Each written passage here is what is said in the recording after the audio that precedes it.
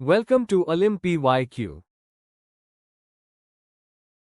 Have you ever imagined if it's possible to actually see the sum of the cube of first and natural numbers? In this video, I will show you how. Let's begin. First draw 1 cross 1 block, then just below it a 2 cross 2 block, below that a 3 cross 3 block, and so on until we place n cross n blocks all together forming a staircase like structure. Now look carefully. From the top left corner, draw a line of slope -1 by 2.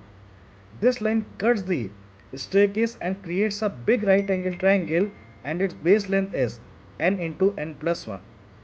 The hypotenuse nearly slices through some of the boxes, leaving a triangular pieces above it. Here is the clever part.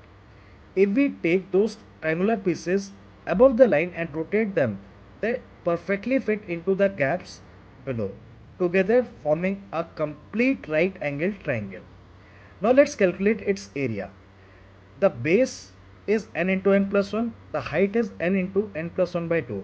So its area will be half into n plus 1 by 2 into n plus 1. So altogether they will be forming n into n plus 1 by 4.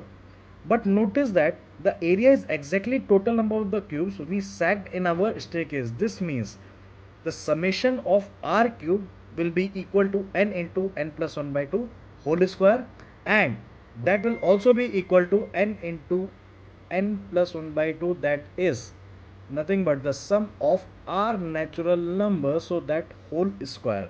Now try sketching it yourself for n is equal to 4 or n is equal to 5, and you will see the magic happens. If you enjoyed this visual proof, don't forget to like, share and subscribe for more math stories.